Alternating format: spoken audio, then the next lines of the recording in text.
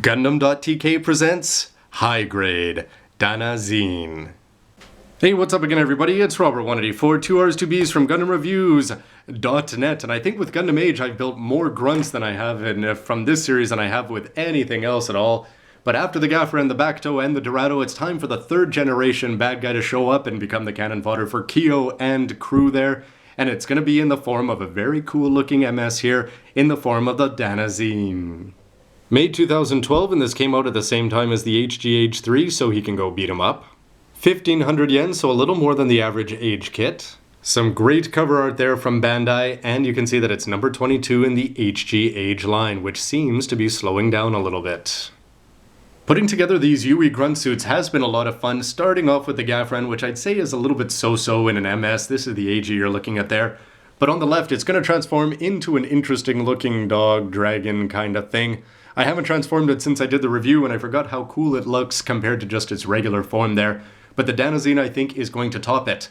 After that, we got the Bacto, which basically bulked out and had an attack mode, but it wasn't really all that exciting. But it sure looks good in MS mode, I'd say, one of my favorites. And the Dorado also just as good, in a great color scheme there with the purple. That's going to apply to the Danazine and the Gafren as well if you want to go ahead and paint those up yourself. But the Dorado got rid of whatever remnants of a transformation we saw in the first generation. The Danazine is sort of going to look transformed all the time as a dragon, but it's going to have a flight mode and have all sorts of other, well, not a lot of other features, but it seems to look good no matter which mode you put it in.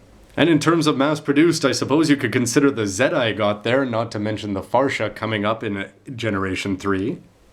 For a look around the box, yes, it has been fun to build Gunpla, especially the Age line so far. No colors though, it's looking like there on the plates, just a lot of green and gray.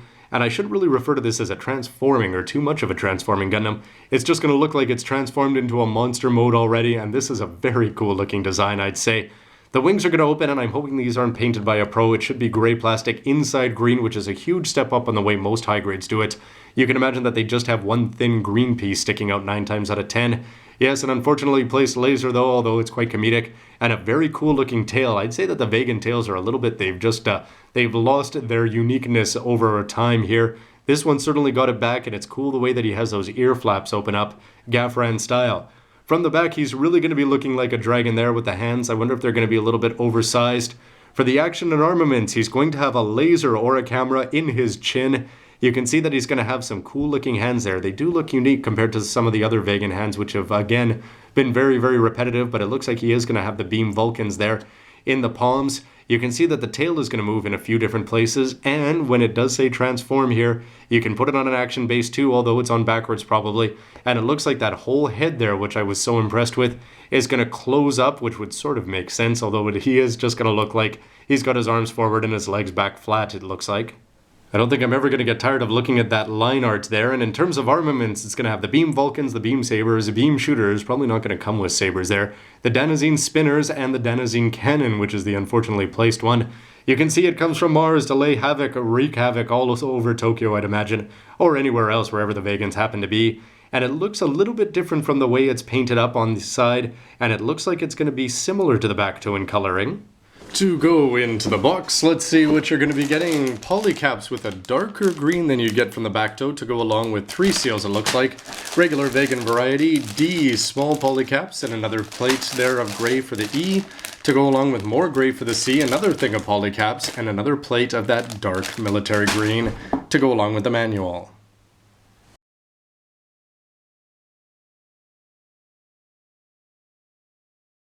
Let's just kick things off by saying, whereas with most A plates you're going to be getting 4 colors on there, in this case you're only getting 2 colors. It's almost advanced grade in its color distribution. 2 plates of the green and 3 plates of the black there to go along with this set of polycaps and the 2 small ones there. I don't know how well my camera's going to show it, but this green is quite a bit darker and it looks a little bit more military-ish than what you see on the left.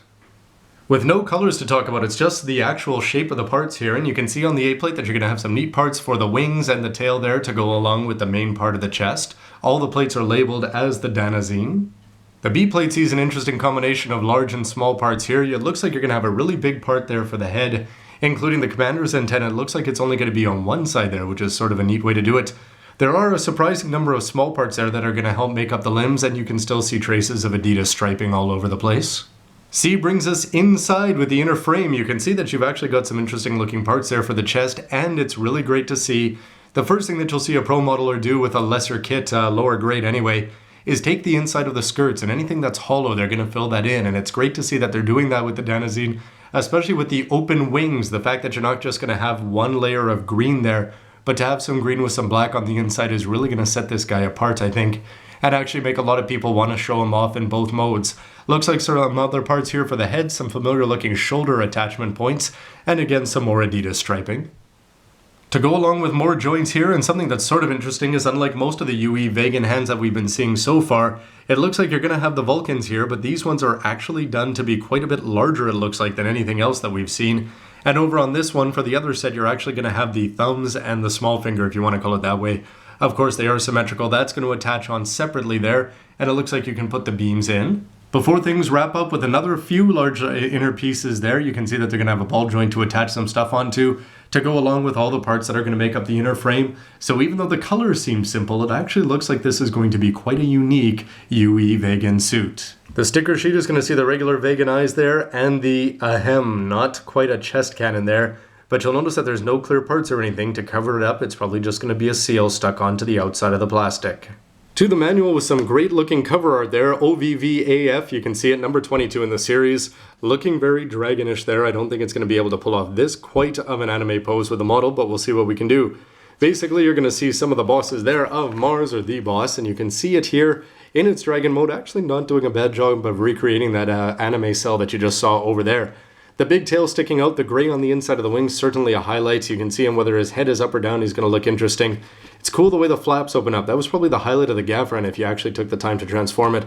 Something I don't think I've done since I did the review. Flight mode is looking good, and they're going to be showing off Kyo Asuno, Bane of Grunts everywhere for the Vagans. And they're going to show it off in its normal, orbital, and fortress type. You can see down here some of the features that we've already seen around, including the fact that the tail can swing forward there. You're also going to have the tail here there showing off, again, that green seal. It looks like it is just going to be on there. Unique hands front and back. They're also going to be showing off a few. And for the colors, there's really only the two of them here, and then this is just for the camera eyes. Inside you can see the 5 plates, and it looks like you're going to be putting together the neck and the head first after putting together the limbs, although that does actually seem to be a little bit of the part of the body there. After you've got the legs all put together, it's going to be very snake-like in appearance, it seems here. And then you're going to have this large, that neck part really is actually part of the body, before you put on the big part there, and you can see that the transformation is not going to be all that complex.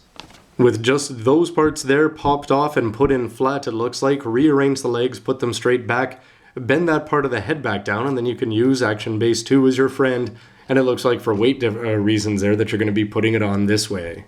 Overall, a ton of fun to unbox this thing. A pleasant surprise that it's differentiated from the back toe. It's just going to give that 4th color of grunts and I suppose lead to some other possibilities for Super Sentai. And I really shouldn't, it is going to transform in the same way that the Zetas turns into a duck and the back toe just sort of, attacks. But it's not going to be as noticeable as the Gafran, but I think just having this guy in his Monster Beast mode, next to this guy in his already dragon-like MS mode, is going to add a lot of cool variety to your shelf, and though it's quite the opposite of a Zaku-ish, it just sort of sets the Vagans apart in terms of bad guys, and I wonder what you think about that. So why don't you let me know with a comment down below. Are you impressed with the unbox and the plates and the lack of colors? And how about that MS design? Would love to hear from you, and stay tuned to see the parts, the MS, and everything in between. Thanks for watching, everybody. We'll see you next time. Bye. Who needs Foon Psyche?